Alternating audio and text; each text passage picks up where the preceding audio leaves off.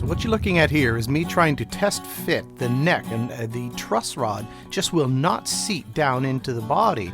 Alright, slight problem with this kit. The neck is not built symmetrically. It's kind of like screwy and goofy, and one of the instructions they say is once you have the neck set into place, you put straight edges along the sides of the neck and then put the bridge on where they've marked it, and it should be centered. Well, clearly it isn't.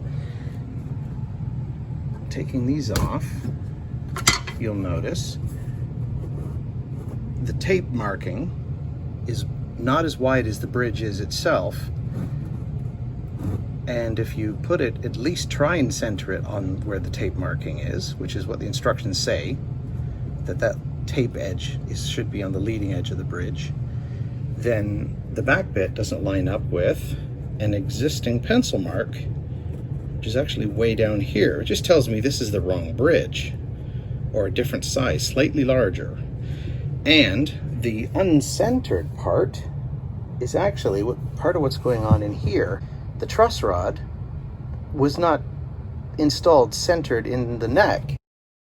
See the way it's off to one side, and even the dovetail isn't centered in the neck. So something funny with this kit. Putting aside that the soundboard around the neck joint is really chewed up, it's kind of okay because we're just gonna, cover that with the neck when we glue it on anyway. But you can see the way there's kind of two center lines on the go here. One, which is this bit, was routed here, and there's like a centered hole here, but we're not on that. And then up here, the hole that the truss rod is supposed to go through doesn't line up with this routing. So this one was done second, and I wonder if it was to accommodate the fact that the neck added to this kit wasn't quite straight.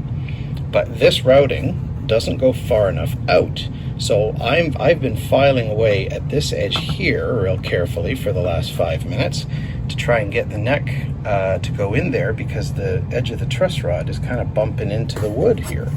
So I had to return that one, get another, and try again. All right, step one in the glue up is putting the neck on the body. Now, a few things that you need to know. One is the radius, because you need to put something on top of the fingerboard here against the soundboard, against the body. Now, my radius gauge is telling me that this neck is 14. I mean, I have a 15, a 14, and a 12. The 14 seems to sit perfectly on it. I happen to have a radius sanding block of 13 3/4 inches, which is 350 millimeters, and that's what my other acoustic is. And the 14 seems to fit perfectly. And when you're looking at the difference between 13 3/4 inch radius circle and a 14-inch radius circle, So I'm going to be able to put that block on top of the fingerboard, like right on top of the frets. I've got some cardboard there just to make sure for certain that I'm spreading the pressure out as best I can. And there is a block in here. You can actually see it right there. And that is hanging down lower than the bracing is. So I know I can get a clamp in there without having to do anything else weird. I'm going to just put a little something in there just to make sure that everything's padded nicely, and I'll be able to clamp as well across the like between the body and the fingerboard by putting my clamps directly on this block. All right, so the two major gluing jobs are done. This thing, gluing the neck on, is scary because it's a big bit with lots of surface area that's got to be glued very carefully. It only goes in one way. You might notice that it's not perfectly centered over the sound hole, and that's just because of the way the neck was shaped, and you can't really tell that without fitting it on and having a good look at it. So anyway, it is what it is. It's a kit. And the bridge is a simpler glue up, but it is mission critical. If you don't have this in the right spot, that makes the difference between this being a musical instrument and this being an expensive chunk of firewood. So I did my best to line that up and figured out where it needs to be, and it is straight with respect to the neck. As I mentioned, the strings are probably not going to center over the sound hole, but that's not what makes the sound. The sound is made by this bit vibrating, and it makes the whole soundboard vibrate, and the hole's just where the sound comes out.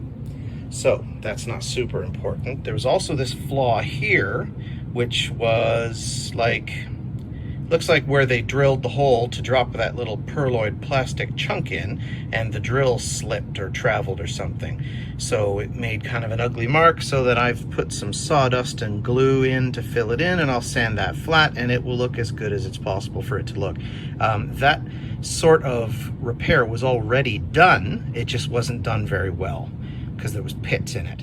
Now the bridge saddle sits neatly in the little hole they made for it. I'm not going to do anything special with that for right now because depending on the success of this particular project, I have a one of those tuners to install into this thing, but I'm definitely not going to be cutting holes in the guitar body if, for example, the neck line-up thing doesn't work out right, or if the neck's not in a playable state or whatever. I'm certainly not going to waste time doing that. I'd rather just freaking buy a Yamaha, cut a hole in that and install it. So anyway, the nut is a little wider than it needs to be, but I'm going to sand that after gluing it and not before, for a lot of the same reasons. I'm not going to waste time shaping this thing if this thing is going to turn out to be a turd.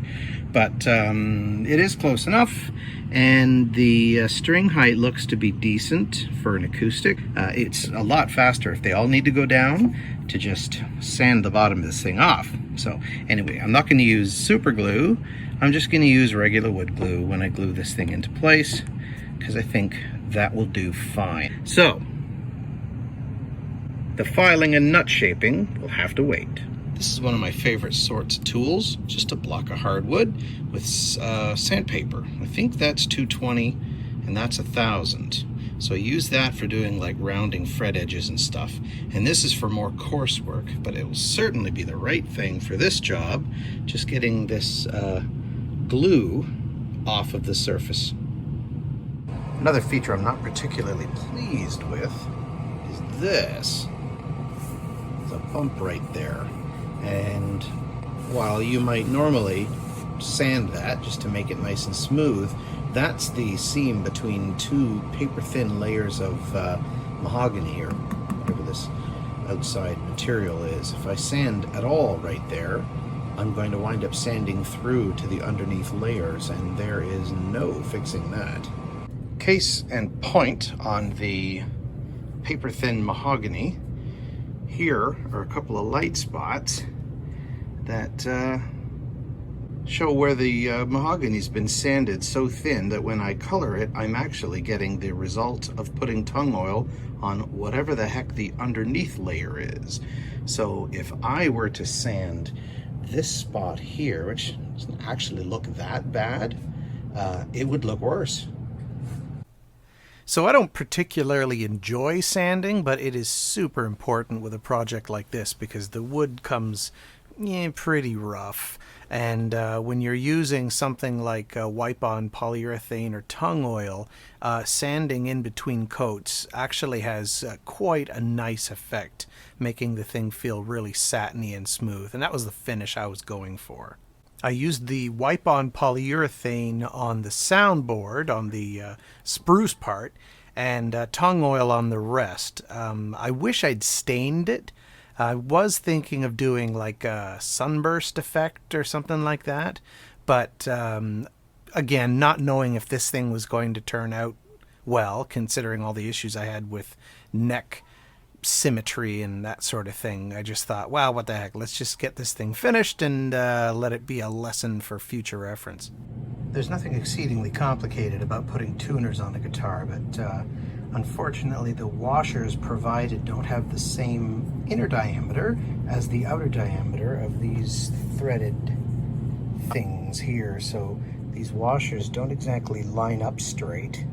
I'm going to have to position them by hand before tightening these down. Now it says you're supposed to have a tapered bit to do these holes. Well, I mean, who has a tapered bit? What you can do is tape some sandpaper to a drill bit, as long as you do it like, you know, wrapped like that so that it gradually gets wider. This is a smaller bit than the hole, but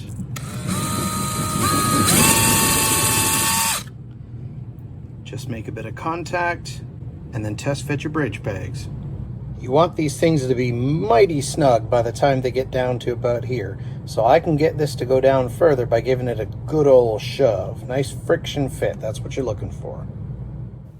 Waterslide decals require a bit of patience and a steady hand for sure. You have to cut them out from the sort of backing paper they provide. You're supposed to soak them in water until they sort of curl up and then straighten out. Then you can place them wherever you want them to stay. I also had to trim the thing down because the pickguard was sort of overlapping it awkwardly. So I did come up with a solution that satisfied me, and then the rest of the work is in positioning it really carefully without twisting it or ripping it, and then just carefully slide the paper out.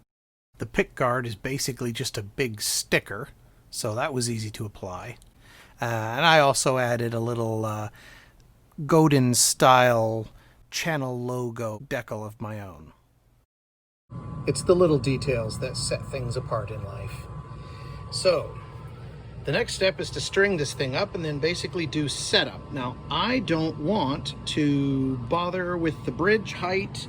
Action's one thing, but I'm not going to be like sanding the bridge down at this stage, because if this thing is enjoyable and playable, then I'll take it apart, because I'm going to install a piezo pickup under this bridge, which is going to require some sanding anyway. Plus the frets haven't really had their fretwork and you know, round over the edges and all that kind of stuff. So I'm just going to string this thing up and see what it plays like.